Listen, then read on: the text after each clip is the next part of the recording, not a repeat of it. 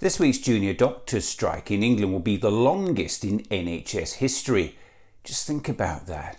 And this is what bonkers Health Secretary Steve Barclay told the Health Service Journal earlier this week. The government is resisting what it believes are inflationary pay demands from junior doctors for the sake of NHS staff. Well, just imagine the shock for the Health Secretary when he finds out junior doctors actually work in NHS hospitals. And he'll fall off his chair when he hears that according to the International Monetary Fund, it was rising corporate profits which have been the largest contributor to Europe's inflation over the past 2 years as companies increased prices by more than the spiking costs of imported energy. And the Health Secretary actually wants the public to believe giving junior doctors anything more than a real terms pay cut will drive and embed high inflation. It's absolutely shameful. This claim's being rubbished over and over again by expert economists, but that hasn't stopped the Health Minister from repeating the same claim. So, one of the factors that we have to consider, particularly at a time of high inflation, is if we do inflation matching pay rises, that can actually drive inflation further. It is, of course, completely untrue. By now, even Larry the Cat knows that if a private sector company increases its wages, yes, that goes directly into the cost of making that product or service, and that might end up increasing the price. But that's not the case with public sector workers such as healthcare and education, which are free at the point of use. That means consumers do not pay for them directly, so they do not affect the inflation statistics.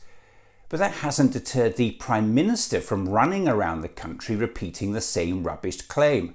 Look, the most important thing we can do to help people is to control inflation. We've got to reduce inflation. That's what's making life difficult for nurses and for everyone else in the country. And a big part of how we are going to grip and reduce inflation is by having restraint when it comes to pay settlements. He knows it's completely untrue, but he's still sending out members of his government who are falling over themselves to shamelessly repeat it. Strike action is holding back growth. It's also leading to cancelled operations and school closures. When will you resolve these disputes? We want to resolve the public sector strikes as quickly as we can. We're prepared to be completely reasonable. We will talk about anything except measures that will entrench high inflation. We also need to make sure that we don't fuel inflation. And one of the things we've been very focused on is to say that we're going to halve inflation this year. We need to get rid of the impact of inflation for everybody in the economy, not just pay, inflation busting pay rises to some sectors of the economy. The worst thing that we could do domestically would be to significantly increase public sector pay and then entrench inflation. Now listen to Stephanie Flanders, an expert economist and head of Bloomberg News Economics, speaking to the BBC's Laura Kunsberg on April 16th. They're concerned that inflation, which we know is putting so much pressure on people, will be bumped further up if they hand over lots more money to the public sector.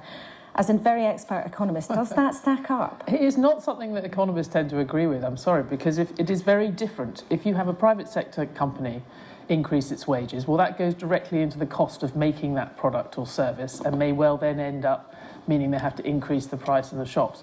Obviously, that's not the case with public sector workers. There isn't a price that's going to go up. And if all that's not bad enough, just listen to this. We had discussions with them. We set out a reasonable offer. We stand ready to engage further with them. It was the junior doctors, sadly, who broke up the talks, who then decided to have further strike action. So what exactly is this reasonable offer the Health Secretary has made to junior doctors, as he appears to be forgetting what it is when running around UK news shows? Well, the reasonable offer is actually just 5%. That's right. What the Health Secretary doesn't want the public to know is that he's offered junior doctors another crappy real terms pay cut. After all they did to keep us safe during the pandemic, that's all the Health Secretary thinks they're worth. And if that's not bad enough, junior doctors have suffered a massive 26% real terms pay cut since 2008. And almost half of them are now struggling to pay their rent and mortgages.